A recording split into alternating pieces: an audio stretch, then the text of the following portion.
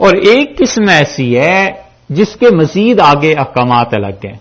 ایک حج کہلاتا ہے افراد، فرد، اکیلا، صرف حج، چاہے اس سے پہلے عمرہ کر لے چاہے اس کے بعد عمرہ کر لے، وہ حج افراد کہلاتا ہے. احرام باندھنا ہے تو اس کی نیت سے افراد کا حج.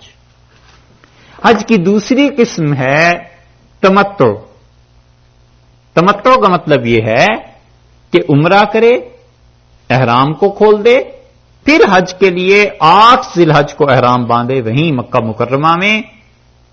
تو عمرہ اس کے بعد احرام کھول دیا، پابندیاں ختم ہو گئی احرام کی، اب اس کے بعد دوبارہ حج کے لیے احرام باندھ رہا ہے. یہ ہے دوسری چیز. تیسری چیز یہ ہے کہ ایک آدمی احرام باندھتا ہے قران کا، اور قران کے حج کا مطلب یہ ہے کہ وہ حج اور عمرہ دونوں کو ایک ہی احرام سے کرے. اور یہ سب سے افضل چیز، اگر ہو سکے تو حج قران کا کرنا چاہیے.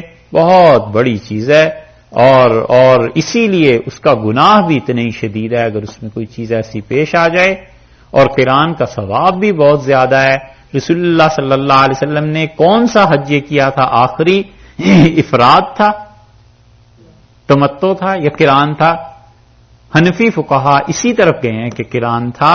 امام طحاوی رحمت اللہ علیہ نے پورے 1000 صفحے، 999 بھی نہیں، 1000 صفحے لکھ کے یہ ثابت کیا ہے کہ حضرت صلی اللہ علیہ وسلم کا آخری حج قران تھا. اور ابن قیم رحمت اللہ علیہ زاد المعاد میں اس بات پہ نہیں ہٹ سکے. انہوں نے کہا رسول اللہ صلی اللہ علیہ وسلم کا حج قران تھا. اور قران کا مطلب یہ ہے کہ حج اور عمرہ دونوں کو ایک ہی احرام سے، شروع سے احرام وہی باندھا ہے، آخر تک وہی، اور اس کو آخر پہ جا کے کھولنا ہوتا ہے. اور عام طور پہ مسلمان حج تمتع کرتے ہیں، یعنی جاتے ہیں ایک احرام کے ساتھ عمرہ کیا، پھر جتنے دن بھی ہوئے مکہ مکرمہ میں ٹھہرے، اور پھر 8 ذی الحج کو پھر انہوں نے احرام باندھ لیا. یہ 3 قسم کے حج ہیں، اور تینوں، اور جو یہ دوسرا حج ہے تمتع، اس کی پھر 2 قسمیں ہیں. ایک تمتع وہ ہے جس میں کوئی آدمی جانور ساتھ لے جائے کہ وہاں جا کر ذبح کروں گا. یہ اب نہیں رہا. اب تو انسانوں کا جانا مشکل ہوتا ہے، جانور کون لے جانے دیتا ہے، تو اب نہیں رہا. اور ایک یہ ہے کہ آدمی یہاں سے چلا جائے تمتع، جیسے عام طور پہ مسلمان جاتے ہیں اور وہاں جا کر جانور ذبح کرے. یہ دونوں کا الگ الگ ہے. جو پہلا ہے اس کو کہتے ہیں کہ قربانی سمیت آیا ہے، ہدی سمیت. ہدی وہ جانور جو وہاں پر اللہ کے حضور میں پیش کیا جائے. اور دوسرا جو ہے وہ بغیر ہدی کے ہے، یعنی یہ کہ چلا جائے اور وہاں جا کر جانور کوئی خرید لے. اب اللہ تعالیٰ نے جو فرمایا ہے، دیکھیے اس میں یہ بھی حج کی بیک گراؤنڈ بھی ذہن میں رکھیں، اور یہ بھی کہ صحابہ رضی اللہ عنہ جو گئے ہیں اگر انہیں روک دیا تو پھر کیا ہوگا. اللہ نے فرمایا وَأَتِمُّوا الْحَجَّ وَالْعُمْرَةَ لِلَّهِ، اور حج کو پورا کرو اور عمرے کو اللہ کے لیے. فَإِنْ أُحْصِرْتُمْ، اور اگر تم روک دیے جاؤ، بادشاہ کا ظلم روک دے. امبیسی نے کہا کہ ہم ویزا دیں گے اور اس نے احرام باندھ لیا، اب ویزا ہی نہیں مل رہا، تو بھی رک گیا. ویزا بھی مل گیا، سب کچھ ہو گیا، اور فلائٹ نہیں چل رہی تو بھی رک گیا. کوئی صورت پیش آ جائے، اللہ نے فرمایا اگر تم روک دیے جاؤ فَمَسْتَيْسَرَ مِنَ الْهَدْيِ، تو جو قربانی تمہیں میسر ہے اس قربانی کو تم ذبح کر دینا. رسول اللہ صلی اللہ علیہ وسلم نے یہی کیا نا، عمرے سے روک دیے گئے اور قربانیاں وہیں ذبح کر دی گئیں. وَلَا تَحْلِقُوا رُؤُوسَكُمْ، اور اپنے سروں کے بال نہ اتروانا. حلق 2 طرح سے ہے. ایک تو سر کے بال منڈوانا 1/4، یعنی سارے سر کے بالوں میں اتنی کٹنگ کرائی جائے کہ 1/4 اس میں سے کٹ جائیں تو وہ احرام کھول سکتا ہے. دوسری بات یہ ہے کہ بال تھے اتنے چھوٹے کہ 1 پور سے کم تھے بال، تو پھر تو کوئی صورت نہیں ہے، بس یہی ہے کہ سر منڈا دے. اور تیسری صورت ہے سر کو آغاز سے ہی منڈوانا، اور یہ سب سے افضل ہے. رسول اللہ صلی اللہ علیہ وسلم نے فرمایا رحم اللہ المحلقین، اللہ کی رحمت ہو ان لوگوں پر جو سر کے سارے بال منڈوا دیتے ہیں، اس طرح پھروا لیتے ہیں. تو عرض کیا گیا والمقصرین یا رسول اللہ، صحابہ رضی اللہ عنہ میں ایسے بھی تھے جنہوں نے حجامت کرائی تھی، نہیں سارے بال منڈوائے تھے. انہوں نے عرض کیا اللہ کے رسول المقصرین، تو رسول اللہ صلی اللہ علیہ وسلم دوبارہ فرمایا کہ رحم اللہ المحلقین. انہوں نے پھر دوسری مرتبہ عرض کیا کہ اللہ کے رسول المقصرین، جنہوں نے صرف حجامت کرائی ہے، تو تیسری مرتبہ ارشاد فرمایا والمقصرین، ان پہ بھی ہو جائے، لیکن رحم اللہ کی بات نہیں کہی، بس یہ کہا ان پہ بھی ہو جائے۔ تو اس کا مطلب یہ ہے کہ جو بھی جائے اپنے سر کے سارے بال اتروائے گا، حلق اسے کہتے ہیں، وہ زیادہ اچھی چیز ہے۔ اللہ نے فرمایا اور اپنے سر کے بال نہ اتروانا حتی یبلغ الہدی محلہ، یہاں تک کہ قربانی کا جانور اپنی اصل جگہ پر پہنچ جائے۔ اصل جگہ کون سی ہوئی؟ منا، جہاں پہ قربانی کو ذبح کرنا ہے، منا میں، مکہ مکرمہ ہے۔ اچھا، حتی یبلغ الہدی محلہ، یہاں تک کہ قربانی کا جانور پہنچ جائے جو اصل جگہ ہے اس کی۔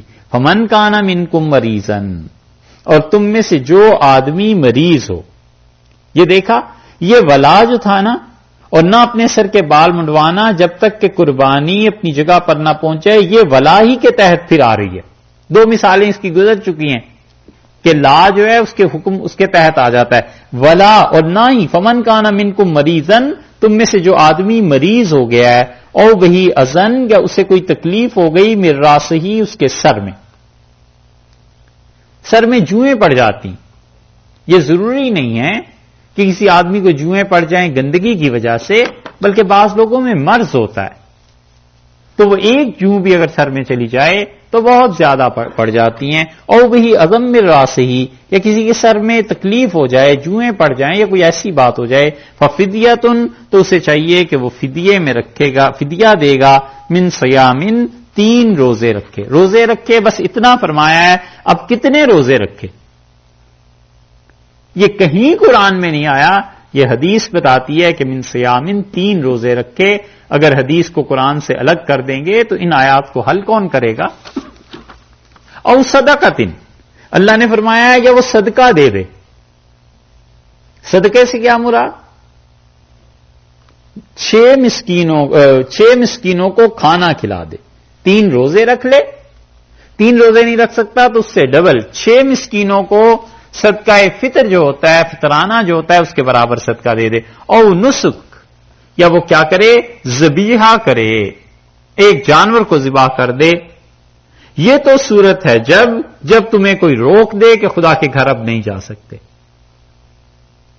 فَإِذَا أَمِنْتُمْ، اور جب یہ حالت نہ ہو، امن کا زمانہ ہو، اطمینان کا زمانہ ہو، فَمَن تَمَتَّعَ بِالْعُمْرَةِ إِلَى الْحَجِّ، تو جو کوئی شخص تمتع، فائدہ اٹھائے عمرے سے، الی الحج، حج کی طرف، یہ ہے حج تمتع۔ یہاں سے ثابت ہوتا ہے کہ اللہ نے فرمایا عمرے سے چل کے حج تک پہنچا ہے نا، الا کا لفظ آ گیا، تو عمرے کو اس کے ساتھ حج بھی اس نے جمع کیا ہے، تو اللہ نے فرمایا کہ جو عمرے اور حج 2 چیزوں کو جمع کرے، فَمَسْتَيْسَرَ مِنَ الْهَدْيِ، تو جو اسے میسر ہو قربانی وہ کر دے۔ یہ قربانی وہ نہیں ہے جو عید کی وجہ سے کی جاتی ہے، بلکہ یہ اصل میں دم شکر ہے، اللہ کا شکریہ ادا کرنا ہے کہ اللہ تو نے حج اور عمرہ دونوں کی توفیق دی۔ یہ واجب ہے، ضروری ہے، اور اس میں یہ نیت کرنا بھی ضروری ہے کہ اللہ یہ جو قربانی کر رہا ہوں، یہ جو جانور ذبح کر رہا ہوں، حج تمتع کی وجہ سے کر رہا ہوں، اگر اس نے نیت کر لی کہیں وہی قربانی جو عام طور پہ کی جاتی ہے گھروں میں، تو یہ نہیں لگے گی۔ لوگ اس میں غلطی کرتے ہیں، اس لیے اللہ نے فرمایا ہے کہ جس انسان کو اللہ نے فائدہ اٹھانے دیا عمرے سے حج کے لیے، تو اسے جو بھی قربانی اس کے پاس ہے وہاں پر منا میں پیش کرے اللہ کے حضور میں۔ فَمَن لَّمْ يَجِدْ، اور جس انسان کو یہ توفیق نہیں،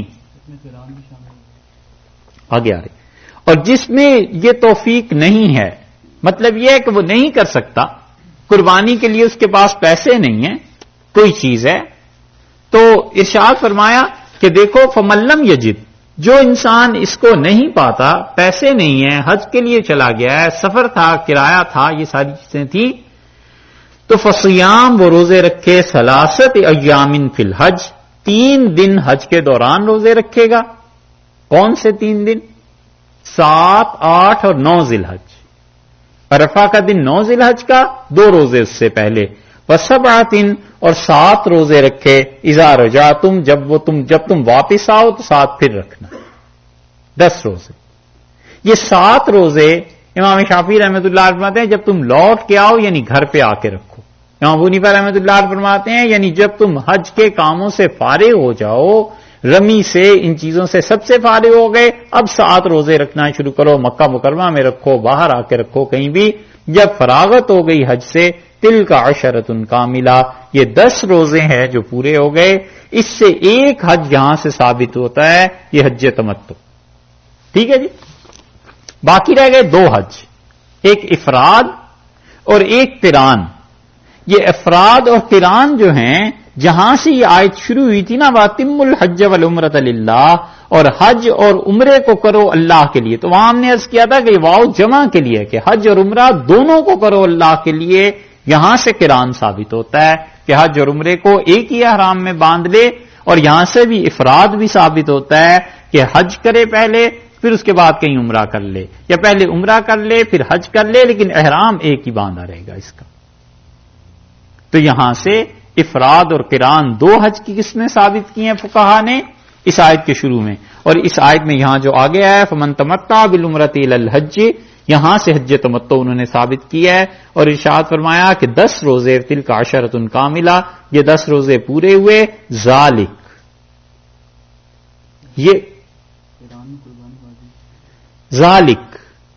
یہ جو اس نے فائدہ اٹھایا ہے، قران کیا ہے، تمتع کیا ہے. افراد میں تو قربانی اس کے ذمہ واجب نہیں، کر دے اچھی بات ہے، نہ کرے کوئی عرض نہیں. تمتع میں بھی اور قران میں بھی، دونوں میں قربانی ایک جانور کا ذبح کرنا ضروری ہے. ذالک، یہ جو اس نے فائدہ اٹھایا نا حج اور عمرہ دونوں کا، لمن، یہ اس کے لیے سہولت ہے، لم یکن اہلہ، جس کے گھر والے حاضر المسجد الحرام، مسجد حرام کے پاس نہ رہتے ہوں. اس کا مطلب یہ ہے کہ مکی اس سے فائدہ نہیں اٹھا سکتے، وہ لوگ یہی کر سکتے، اس لیے کہ وہ تو کسی بھی وقت عمرہ کر سکتے ہیں. ایک وہ، اور ایک مکہ مکرمہ کے قرب و جوار میں جو لوگ رہتے ہیں وہ بھی اس سے فائدہ نہیں اٹھا سکتے. اللہ نے کہا یہ سہولت دی ہے ہم نے انہیں جن لوگوں کے گھر والے مسجد حرام کے قریب نہیں رہتے اور حج کرنے جا رہے ہو. واتقوا اللہ، اللہ سے ڈرنا، اللہ کا خوف رکھنا. وَاعْلَمُوا، یاد رکھو، ان اللہ شدید العقاب، اللہ کی گرفت بڑی شدید ہے. اس کے گھر میں جا کے کوئی ایسی حرکت کی اور اس کے گھر میں جا کے کوئی بات اونچی نیچی ہوئی، خدا کی گرفت بہت سخت. الحج اشہر معلومات، اور حج ہیں کچھ مہینے، چند ایک معلومات گنے چنے. کون کون سے؟ شوال، ذی قعد، ذی الحج. ذی الحج کے پہلے 10 دن اور 2 مہینے 10 دن، یعنی ان میں تم کسی بھی وقت احرام باندھ سکتے ہو. شوال میں باندھ لے، لیکن بڑا مشکل ہے ذی قعدہ میں اور ذی الحج میں. اللہ نے فرمایا تلک الحج اشہر معلومات، حج تو چند گنے چنے دنوں کا، مہینوں کا نام ہے، 2 مہینے اور 10 دن. فمن فرض فیہن الحج، سو جس شخص نے حج فرض کر لیا ان دنوں میں، ان مہینوں میں حج فرض کر لیا، احرام باندھ لیا. ٹھیک ہے، احرام باندھنا 2 چادریں ہیں جو ظاہر میں علامت ہیں، ایک نیچے اور ایک اوپر، لیکن در حقیقت احرام ان چادروں کا نام نہیں، احرام نام ہے ان پابندیوں کا جو شریعت اس کے بعد لگاتی ہے. اسی لیے یہ 2 چادریں اتار دیں، پھر دوسری پہن لیں، تبدیل کر لیں، کوئی حرج نہیں، کوئی منع نہیں کرتا. فمن فرض فیہن الحج، جس انسان نے حج فرض کر لیا اپنے لیے ان مہینوں میں، 2 مہینے 10 دن میں، فلا رفث، تو اس سے وہ نہیں کرے گا رفث. رفث کیا ہے؟ ہاں وہ آ گئی نا بات، اپنی اہلیہ سے باتیں کرنا. فلا رفث، وہ کسی قسم کی جنس کے متعلق بات نہیں کرے گا. یہاں رفث کے بعد الہ کا لفظ نہیں ہے، ٹھیک ہے، وہاں الہ تھا نا، تو رفث الہ کا مطلب عملاً ازدواجی تعلقات کو قائم کرنا، اور رفث کے بعد کوئی لفظ ہی نہیں آیا. ارشاد فرمایا ایسا، تو اس کا مطلب ہے سرے سے بات بھی نہیں کرنی. اللہ کے گھر جا رہے ہو، خدا کی عظمت، یہ چیزیں پیش نظر رہیں. احرام کی حالت میں گفتگو تک منع کر دیا ہے کہ بالکل نہیں. ولا فسوق، اور نہ ہی کوئی گناہ کا کام. ولا جدال، اور نہ ہی لڑنا ہے. فی الحج، حج کے زمانے میں یعنی جو حج کا زمانہ ہے اس میں لڑائی سے بھی منع کر دیا، اور حج کے زمانے میں منع فرما دیا ہے کہ دیکھو حالت احرام میں، یعنی احرام جب تک پہنا ہوا ہے تم ان تینوں کاموں کو روک دو گے، نہیں کرو گے۔ اور جدال سے جو روکا ہے کہ لڑنا نہیں ہے، بڑی مشکل چیز ہے بھائی، غصہ آتا ہے بہت شدید، ہر طرح کے، ہر قوم کے لوگ ہوتے ہیں، ہر طرح کے لوگ آئے ہوئے ہوتے ہیں، کیا کیا حرکتیں ہو رہی ہوتی ہیں، اور یہ آیت کریمہ سامنے نہ رہے تو آدمی بول ہی پڑتا ہے۔ اللہ نے فرمایا ولا جدال فی الحج، اور حج میں لڑنا ہے۔ عبداللہ ابن عمر رضی اللہ عنہما اپنے کسی نوکر سے بھی انہوں نے کوئی بات سخت کہنی ہوتی تھی تو حدیث میں آتا ہے کہ مکہ مکرمہ کی حدود سے باہر نکل جاتے تھے، پھر جا کے ڈانٹتے تھے اسے کہ فلاں کام غلط کیا۔ تو کسی نے کہا حضرت اتنا جو سفر کر کے ڈانٹنے آئے ہیں وہیں کچھ کہہ لیتے۔ انہوں نے کہا اللہ کا گھر ہے، اور اللہ نے کہا ہے یہاں جو بھی گناہ کی نیت ارادہ کرے گا خدا اسے عذاب دے گا، تو میں ممکن ہے اس کو زیادہ ڈانٹ جاؤں، میں نہیں چاہتا اللہ کے گھر میں گناہ ہو۔ ولا جدال فی الحج، جب تک احرام باندھا ہوا ہے نہیں لڑو گے۔ دیکھو یہاں پر یہ بھی کہہ سکتے تھے کہ فمن فرض فیہن الحج، جس شخص نے حج اپنے اوپر فرض کر لیا ہے وہ رفث، فسوق اور جدال نہ کرے۔ دوبارہ کیوں لائے ہیں فی الحج کا لفظ؟ دو مرتبہ آ گیا نا۔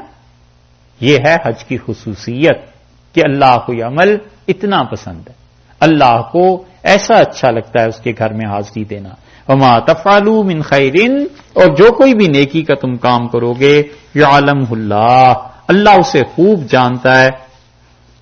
وتزودوا، اور تم اپنا سفر میں جو پیسے خرچ کرنے ہیں زاد راہ، سفر کا سامان لے کر چلو۔ فإن خیر الزاد التقوی، اور سفر میں اچھا سامان جو تم لے کے جا سکتے ہو وہ تقوی ہے۔ تقوی کو ساتھ لے کے چلو، اللہ سے ڈرتے رہو، گناہ کی بات نہ کرو، تاکہ تمہارا حج یہ سفر پورا ہو جائے اللہ کی معیت میں، اللہ کی حفاظت میں۔ یمن میں ایسے لوگ تھے جو آتے تھے اور پیسے ایسا کچھ نہیں رکھتے تھے اور کہتے تھے اللہ کے بھروسے پہ جا رہے ہیں حج کرنے۔ یہ ان کے رد میں اللہ نے نازل کیا ہے کہ جب آؤ تو اپنے پیسے لے کے آیا کرو۔ امام احمد ابن حنبل رحمۃ اللہ علیہ ایک مرتبہ جا رہے تھے حج کو، اور انہوں نے کسی آدمی سے پوچھا کہ تمہارے پاس کتنے پیسے ہیں؟ انہیں اندازہ ہو گیا تو اس نے کہا میں تو اللہ پہ بھروسہ کیے ہوئے ہوں۔ تو امام احمد رحمۃ اللہ فرمایا اللہ پہ نہیں، یہ اس قافلے میں جو تمہارے دوست ہیں نا یہ ان کی جیب پہ بھروسہ ہے، اللہ پہ کوئی بھروسہ نہیں۔ اس لیے منع کیا ہے کہ پیسے اگر نہیں ہے اتنی استطاعت تو مت جاؤ۔ اور اسی وجہ سے فقہا کہتے ہیں کہ اپنے حج کے واقعات اس طریقے سے بیان کرنا عام لوگوں کے سامنے کہ انہیں حج کا شوق پیدا ہونے لگے، وہ کہتے ہیں یہ منع ہے، مکروہ ہے، ایسی باتیں نہ کرے۔ ایسے نہ ہو کہ کوئی آدمی نہ جا سکتا ہو اور اس کے دل میں حج کی کیفیت، حج کے لیے پیدا ہو جائے جوش جذبہ، تو قرض لے کے جائے گا، پھر اس کا بنے گا کیا؟ تو فرمایا اللہ تعالی نے کہ وما وتزودوا فإن خیر الزاد التقوی واتقون یا اولی الالباب، اے عقل والو اللہ سے ڈرتے رہنا، اللہ کا لحاظ کرنا۔ بار بار جہاد میں بھی یہاں بھی دیکھا ہے، بار بار خدا کہتا ہے کہ مجھ سے ڈرتے رہو، غلط کام نہ کرو۔ لیس علیکم جناح، تم پہ کوئی گناہ نہیں ہے، ان تبتغوا، تم چاہو، فضلا من ربکم، اپنے پروردگار سے فضل۔ منع کیا تھا کہ پیسے لیے بغیر نہیں چلنا۔ سوال یہ پیدا ہوا صحابہ رضی اللہ عنہ نے کہا کہ اللہ کے رسول ہم تجارت کے لیے جو جاتے ہیں تجارت کر سکتے ہیں حج کے سفر میں؟ اللہ نے فرمایا لیس علیکم جناح، کوئی گناہ نہیں ہے، ان تبتغوا فضلا من ربکم، تو اپنے پروردگار کا فضل تلاش کرو۔ تجارت کرنا چاہتے ہو تجارت کرو، کوئی ممانعت نہیں ہے۔ فَإِذَا أَفَضْتُم مِّنْ عَرَفَاتٍ، اور جب تم گروہ در گروہ عرفات سے واپس آ رہے ہو، کرتے کیا تھے؟ ترتیب تو یہ ہے کہ مکہ مکرمہ سے 8 ذی الحج کو چلا مینا کے لیے، 8 ذی الحج کو ظہر، عصر، مغرب، عشاء، یہ 4 نمازیں پڑھی، پھر 9 ذی الحج کی صبح فجر کی نماز بھی مینا میں پڑھی، اور سورج طلوع ہو جانے کے بعد پھر جانا ہے عرفات 9 ذی الحج کو۔ 9 کا دن عرفات میں گزار کے ظہر عصر اپنی پڑھ کے مغرب اور عشاء مغرب نہیں پڑھنی، مغرب تو آ کے پڑے گا مزدلفہ میں واپس. گویا ایسے سمجھ لیجئے یہ مینا ہے، یہاں گئے، پھر عرفات کی اس اینڈ پہ یہاں چلے گئے، مزدلفہ درمیان میں مشعر حرام. تو مینا سے عرفات جاؤ، عرفات سے رات کو مزدلفہ آؤ، اور مزدلفہ میں یہ رات گزار کے، یہ جو مزدلفہ کی رات ہے نا، اس کو گزار کے پھر اگلے دن یعنی 10 ذی الحج کو مینا میں واپس آنا ہے، یہاں قربانی دینی. یہ قریش کیا کرتے تھے؟ یہ مکہ مکرمہ سے چلتے تھے، مینا سے، مکہ سے مکرمہ سے چل کے مینا پہنچے، مینا سے مزدلفہ چلے جاتے تھے، عرفات جاتے ہی نہیں تھے. اور قریش کہتے تھے عرفات تو وہ جائیں جو باہر کے لوگ ہیں، ہم تو اللہ کے بڑے قریبی لوگ ہیں، ہم خدا کے گھر کی عبادت گزارے ہیں، ہم نہیں جاتے عرفات. اور پورے عرب عرفات جا کے مزدلفہ آتے تھے، یہاں سے پھر یہ ان کے ساتھ مینا کو واپس لوٹتے تھے، اور پھر وہ محفلیں جمتی تھیں، شاعری ہوتی تھی، تذکرے ہوتے تھے، بڑے بڑے قصیدے پڑھے جاتے تھے، رات رات بھر آگ کے الاؤ جلتے تھے، اور کھانے پک رہے ہیں، اور شاعری ہو رہی ہے، اور ہر ایک قسم کی چیز میلے جیسے ہوتے. اللہ نے فرمایا فَإِذَا أَفَضْتُم مِّنْ عَرَفَاتٍ، اور جب تم جوق در جوق عرفات سے واپس آ رہے ہو، فَاذْكُرُوا اللَّهَ، اللہ کو یاد کرو، عند المشعر الحرام، مشعر حرام کے پاس. مشعر حرام جو ہے یہ مزدلفہ ہی کا نام ہے، وہاں پر ایک خاص مسجد بھی ہے، وہ مشعر حرام کہلاتی ہے. یہ جو رات کا ذکر ہے نا، اس رات کے متعلق فرمایا ہے کہ مجھے یاد کرو، یہ وہاں کے لوگوں کے حق میں لیلۃ القدر سے افضل ہے. لیلۃ القدر سے زیادہ ثواب ملتا ہے اس رات کی عبادت کا. مگر اتنا تھک کے چور ہوا ہوتا ہے آدمی کہ کہتا ہے کسی طرح جگہ ملے اور کہیں لیٹ جاؤں، کیونکہ مینا میں دقت ہوتی ہے، پھر عرفات پورا دن وہ ایک حصہ عبادت میں گزرا ہوتا ہے، آرام تو ہوا نہیں ہوتا، اور پھر اس کے بعد ٹریفک، ہجوم، کیا چیزیں ہوتی ہیں. بہرحال لیکن مشعر حرام کی وہ جو رات ہے ان لوگوں کے حق میں جو وہاں ہوں لیلۃ القدر سے افضل ہے. ثم افیضوا واذکروہ کما ھداکم. اب دوبارہ اللہ نے کہہ دیا کہ دیکھو اللہ کو یاد کرنا جیسے خدا نے تمہیں ہدایت دی ہے. فاذکروا اللہ عند المشعر الحرام، اللہ کو یاد کرو مشعر حرام پہ، واذکروہ کما ھداکم، دوبارہ پھر کہا ہے ہاں مجھے یاد کرنا. یہ ہے دلیل اس کی کہ وہ مشعر حرام کی جو رات ہے نا وہ لیلۃ القدر سے افضل ہے. آگے پیچھے دونوں جگہ اللہ نے کہا، مشعر حرام درمیان میں عند المشعر الحرام، اور پیچھے بھی ہے فاذکروا اللہ، آگے بھی ہے واذکروا، اللہ کو یاد کرو. پھر فرمایا مجھے یاد کرنا اس رات کو. وَإِن كُنتُمْ، اور اس سے پہلے، من قبل ہی، تم اس سے پہلے، لَمِنَ الضَّالِّينَ، اور تم کیا تھے؟ دیکھا ہے، یہی آپ کو بتانا تھا.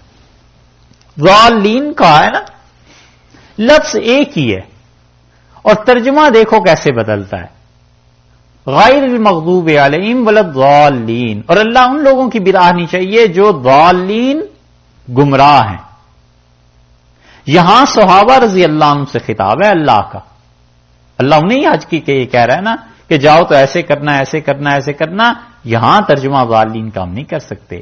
یہاں مطلب یہ ہو جائے گا کہ دیکھو وَإِن كُنتُم مِّن قَبْلِهِ، اس سے پہلے، لَمِنَ الضَّالِّينَ، تم حج کے حکم سے بے خبر تھے.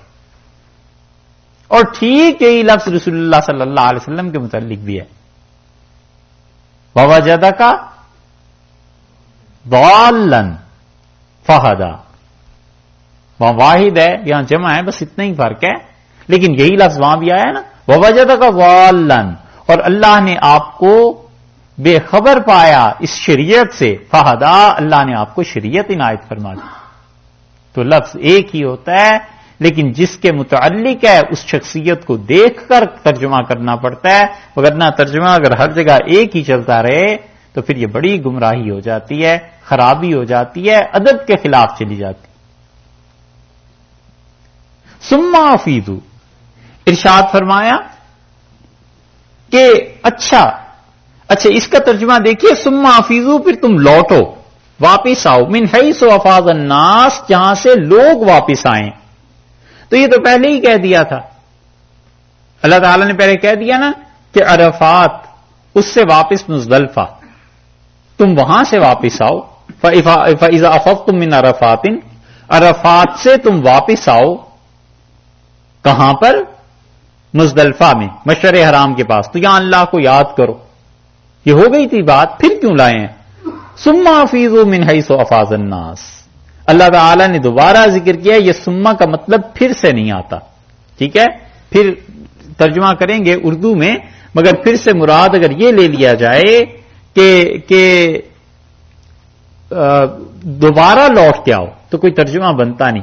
ثم کا مطلب یہاں یہ بنے گا، لفظوں کو، کلام کو الگ الگ کرنے کے لیے، ہاں تو اچھا، تو پھر جب تم لوٹ کے آؤ، پوری دیکھیں گے. فَإِذَا أَفَضْتُم مِّنْ عَرَفَاتٍ، اور جب تم عرفات سے جوق در جوق، گروہوں کے گروہ لوٹ کے آ رہے ہو مزدلفہ میں مشعر حرام کے پاس، تو یاد کرنا اللہ کو.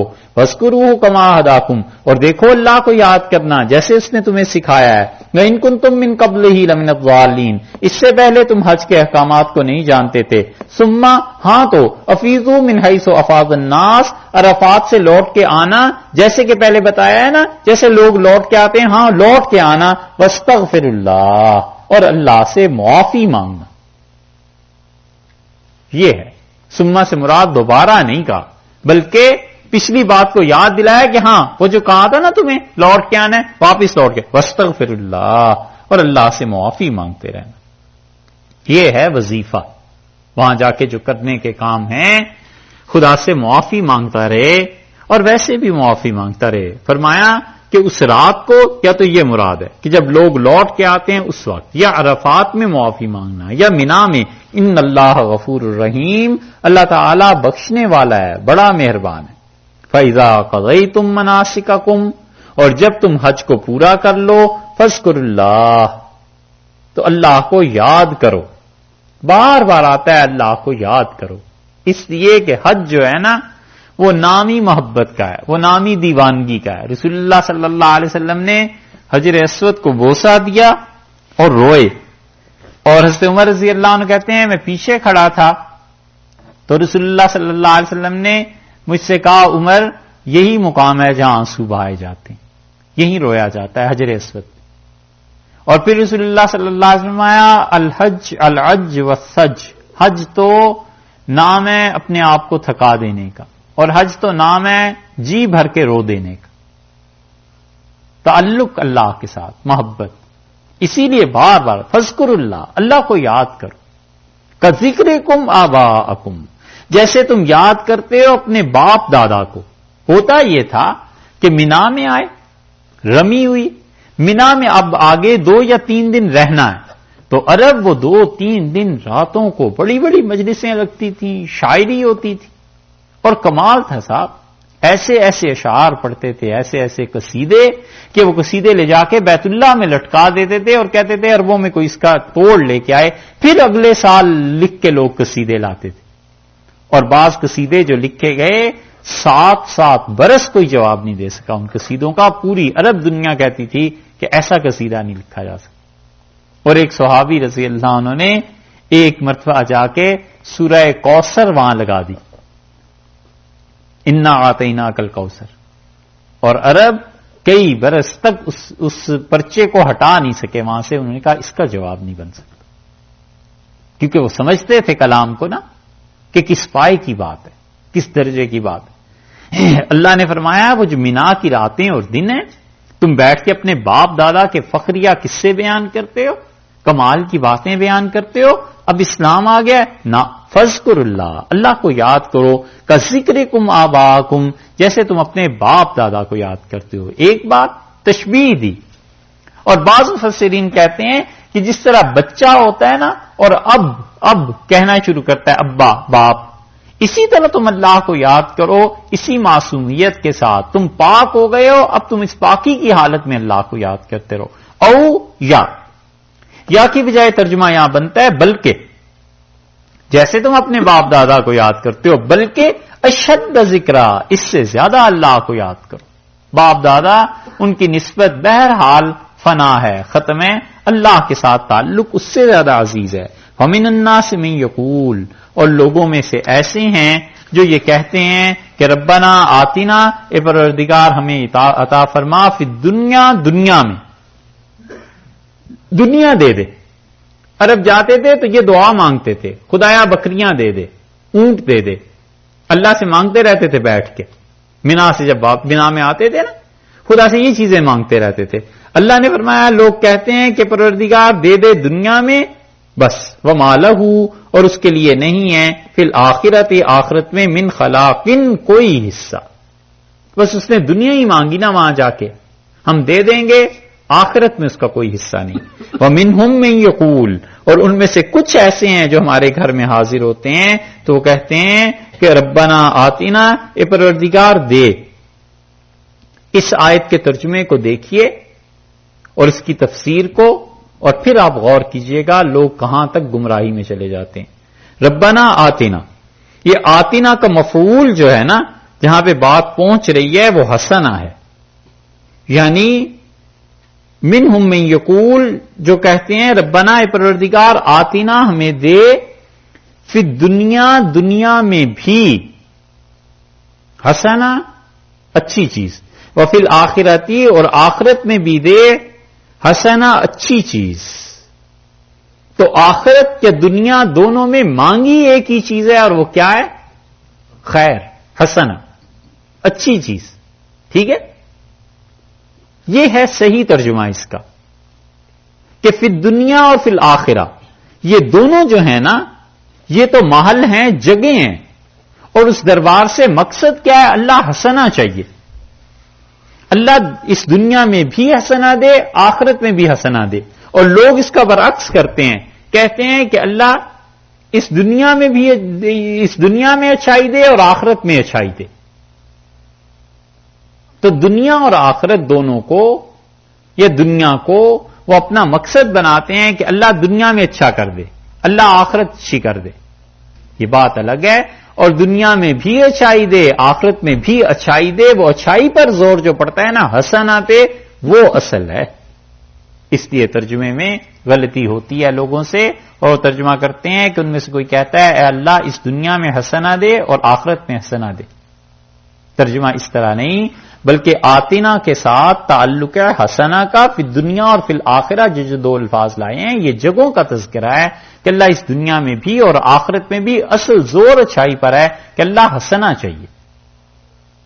سمجھ میں آئی؟ نہیں آئی؟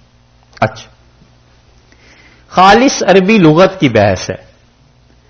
آتنا اللہ سے مانگ رہا ہے نا کہ اللہ ہمیں عطا فرما. کیا مانگ رہا ہے؟ حسنہ, اللہ اچھائی عطا فرما. ٹھیک ہے جی. پھر دنیا, دنیا میں, اور پھر آخرہ, آخرت میں. تو زور کس پہ پڑا؟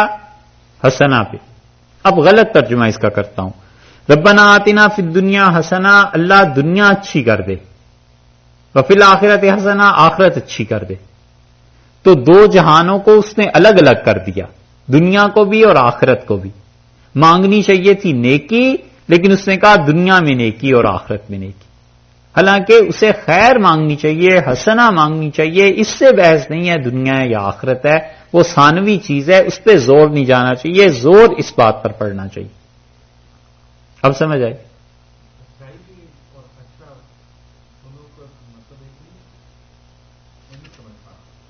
اچھا, پھر بات کرتا ہوں. ربنا آتنا فی الدنیا حسنہ, اللہ ہمیں حسنہ چاہیے, اچھائی چاہیے, دنیا میں بھی آخرت میں بھی. ٹھیک ہے, یہ تو ہوئی صحیح چیز. غلط چیز یہ ہوئی کہ اس نے کہا دنیا اچھی چاہیے اور آخرت اچھی چاہیے. بات تو اس حد تک تو درست ہے کہ آدمی خیر مانگتا ہے, لیکن زور جو ہے وہ دنیا اور آخرت دو جگہوں پہ پڑ رہا ہے, حسنہ پر نہیں پڑ رہا. تو زور اس پہ دینا ہے. آتنا کا جو مفعول ہے وہ حسنہ ہے, نیکی ہے. دنیا اور آخرت دو محل ہیں, جگہ ہیں بس. تو ارشاد فرمایا کہ ہم سے وہ مانگتے ہیں اور کہتے ہیں اللہ دنیا بھی اچھی دے اور آخرت بھی اچھی دے. وقنا عذاب النار, اور اللہ جہنم کی آگ سے بچا. اولئک, یہ لوگ ہیں, لہم, ان کے لیے, نصیب, اللہ نے حصہ رکھا ہے, مما, جو کچھ کہ کسبو, انہوں نے کام کیا. بس وہاں جا کر جو کام کرتے رہے ہیں اس کا حصہ ملے گا، اچھے کام کر کے آئے ہیں اللہ اچھا اجر دے گا، اور اس دنیا میں آ کے برے کام کیے ہیں برا کمائیں گے۔ واللہ سریع الحساب، اور لوگوں اللہ عنقریب حساب لینے والا ہے۔ وذکر اللہ، یہ مینا کا ذکر ہے نا، کہ مینا میں تم اللہ کو ایسے یاد کرو جیسے اپنے باپ دادا کو، بلکہ اس سے بھی زیادہ یاد کرو۔ اب مینا ہی کے متعلق، مینا میں رہنا ہے 3 دن، 10 ذی الحج کو واپس پہنچے، 10 کا پورا دن، 11 کا، 12 کا، اور یا پھر 13 کا بھی۔ تو پھر کرنی ہے رمی، شیطان کو مارنے ہیں کنکر، اور 10 ذی الحج کو، پھر 11 کو، پھر 12 کو۔ اور 11 اور 12 کی رمی دونوں جو ہیں وہ زوال کے بعد ہیں، اور 13 کی رمی اگر وہ رکے 12 کو اور سورج ڈوب جائے، یا تو سورج ڈوبنے سے پہلے 12 ذی الحج کو نکل جائے اس سے، مینا کی حدود سے، ٹھیک ہے۔ اگر سورج ڈوب گیا مینا میں ہی تو پھر اس کے لیے رات رکنا ضروری ہے، اور موقع ملے تو رکنا چاہیے۔ وہاں کوئی نہیں رہتا، مسجد خیف بس ایک مسجد ہی ہے، اور اس پہ بھی فوج کھڑی ہو جاتی ہے، سعودی نہیں رکنے دیتے، وہ کہتے ہیں جاؤ مکہ مکرمہ کو، نہیں رکنے دیتے۔ لیکن رسول اللہ صلی اللہ علیہ وسلم اس رات کو رکے تھے، اگر ہو سکے تو اس رات کو رکنا چاہیے، بڑی برکتیں خدا نے اس رات میں بھی رکھی ہیں۔ پھر اگلا دن آ گیا 13 ذی الحج کا۔ اب 13 ذی الحج کی رمی جو ہے اس نے کرنی ہے، اگر زوال سے پہلے کر لے گا، دوپہر سے پہلے کر لیتا ہے تو یہ مکروہ ہے۔ اصل وقت سنت کے مطابق اس کے بعد ہے، ظہر کے بعد ہے، زوال کے بعد ہے۔ اس لیے بعض مفسرین نے یہاں جو لکھ دیا ہے نا کہ 13 ذی الحج کی وہ رمی کرے اگلے دن یعنی صبح کو، وہ انہوں نے فقہی مسائل کی طرف نہیں توجہ کی۔ تو فقہی مسائل فقہ کی کتابوں سے دیکھنے چاہیے، یہاں سے کچھ آئیڈیا تو ہو جاتا ہے ان چیزوں سے، مگر اصل مسئلہ وہاں سے پتا چلتا ہے۔ اور اسی طرح یہ جو جن کیسٹس کا ہم حوالہ دے رہے ہیں، اس بیان کے بعد وہ کیسٹس اس میں ڈال دیں گے، اس میں ہم نے تفصیل سے بیان کر دیا ہے کہ رمی کے احکامات کیا ہیں۔ تو اللہ تعالی نے فرمایا ہے کہ دیکھو وہاں پر وذکر اللہ فی ایام معدودات، اللہ کو یاد کرو کچھ دن، 10 سے 10 11 12 3 دن۔ فمن تعجل فی یومین، اور جو جلدی کرے صرف 2 دن وہاں گزارے۔ 10 تو گزارنا ہی تھا، 10 میں تو اس نے سب سے پہلے رمی کرنی تھی صبح جا کے، رمی کے بعد قربانی کرنی تھی، قربانی کے بعد سر کے بال اتروانے تھے، اور سر کے بال تیسرے کام کے بعد اس نے طواف زیارت کرنا ہے۔ طواف زیارت 12 ذی الحج کے سورج ڈوبنے سے پہلے کسی وقت بھی ہو سکتا ہے۔ تو یہ تو 10 ذی الحج ٹھہر نہیں ہے۔ فمن تعجل فی یومین، جو جلدی کرے یعنی 2 دن صرف ٹھہرے 11 12، فلا اثم علیہ، کوئی گناہ نہیں ہے اس پہ۔ ومن تأخر، اور جو تاخیر کرے یعنی 1 دن مزید ٹھہر جائے 13 ذی الحج کو بھی، فلا اثم علیہ، اس پر بھی کوئی گناہ نہیں ہے۔ لمن اتقا، یہ تقوی کی بات ہے، خوبی کی بات ہے، اچھائی کی بات ہے، 13 ذی الحج کو بھی وہاں رہے۔ واتقوا اللہ، اور دیکھو اللہ سے ڈرتے رہنا، وَاعْلَمُوا، اور یاد رکھو، أَنَّكُمْ إِلَيْهِ تُحْشَرُونَ، تم اللہ کی طرف جمع کیے جاؤ گے، لوٹائے جاؤ گے۔ جس طرح عرفات کے میدان میں تم جمع ہوتے ہو، جیسے مینا میں تم جمع ہوتے ہو، ایسے ہی ایک دن اللہ کے سامنے پیش ہو جاؤ گے، جمع ہو جاؤ گے۔ واتقوا اللہ، اصل بات یہ ہے کہ تقوی اختیار کرنا، بار بار کہتے ہیں جہاد میں بھی حج میں بھی کہ دیکھو خدا سے ڈرتے رہو۔ وَاعْلَمُوا أَنَّكُمْ إِلَيْهِ تُحْشَرُونَ، اللہ کا خیال رکھنا، تم اس کی طرف جا کر جمع ہو جاؤ گے، یعنی حساب و کتاب یہ چیزیں ہوں گی۔ حج کے مسائل میں ہم نے جان بوجھ کے اتنی ڈیٹیلز بیان نہیں کی، کیونکہ وہ جو کیسٹس ہیں اگر آپ کو ضرورت پڑے حج کے لیے یا جانے کا ارادہ ہو تو ان کو آپ سن لیں گے، اس میں الحمدللہ تینوں حج ہیں اور تینوں کے احکامات مناسب حد تک بیان ہیں۔